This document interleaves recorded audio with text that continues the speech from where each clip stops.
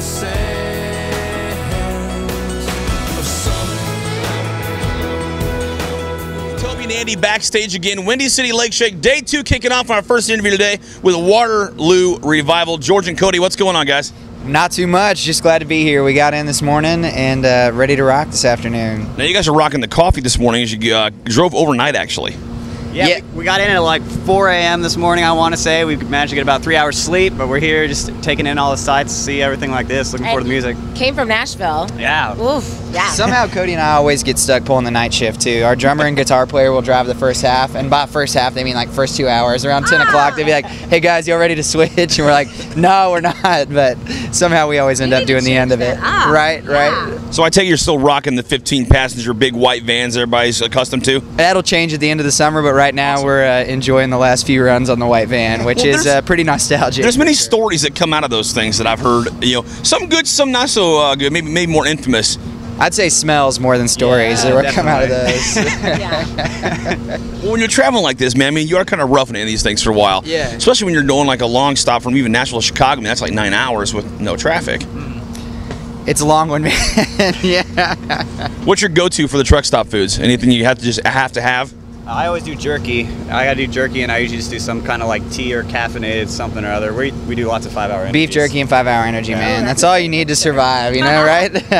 Okay, so you guys are out this summer doing lots of festivals. You were just at CMA Fest. You're here at the Windy City Lake Shake Festival. So what can we see? Where can we see the rest of the summer? What's going on? So we're all over the place, touring the country this summer, and we're really excited because we have since been touring behind our first ever radio single, Hit the Road, but a couple weeks ago we got into the studio with a guy named Ross Copperman, one of the hottest producers in Nashville, and recorded our brand new single called Bad For You. So that comes out at the end of July. We're going to be touring the rest of the summer around that, and we feel like it's different and better than anything we've ever done before, and we cannot wait to share it with the world. So it's going to be a great summer. So give us the backstory here. How did the whole duo thing happen?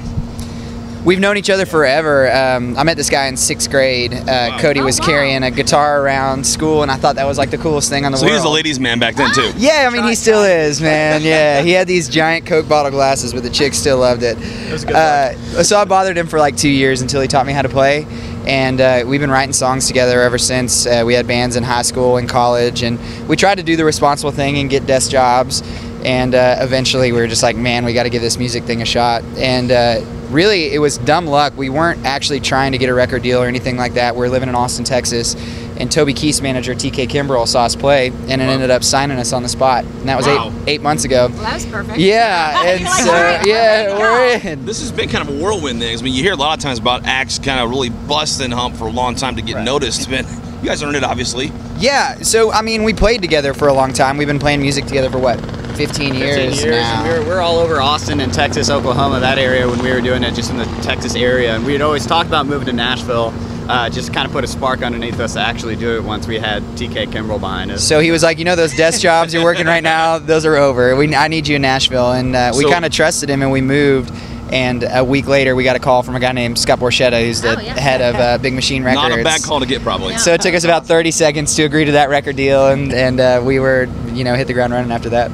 Is this your first time playing Chicago? We've been here before, actually. We think Chicago has the best country music venue in the country. We played Joe's Bar to a sold-out crowd, and that's still, to this day, one of our favorite shows we've ever played. So we got a big crowd for you today here. Windy City Lake Shake's going to be good. So, guys, if you have anything to say to your fans out there, what you got, man?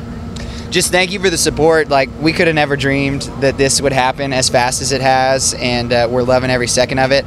And look out for Bad For You, because it's going to be a big old hit. Yeah. Well, we're looking forward to seeing you guys play tonight. Well, thanks. We can't wait. Yeah. Thanks, guys. George and Cody, Waterloo Revival here at Windy City Lake Shake in Chicago with 95Q.